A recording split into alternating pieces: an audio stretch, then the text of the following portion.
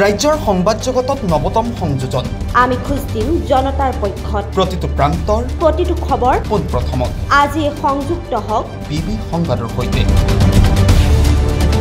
প্ৰতিটো সমষ্টিৰ পৰা বিচৰা হৈছে সংবাদ প্ৰতিনিধি আজি প্ৰেৰণ কৰক আপোনাৰ চিঠি আমাৰ ইমেইল এড্ৰেছ pbsongvad277@gmail.com আমাৰ হোৱাটছএপ নম্বৰ 6001249592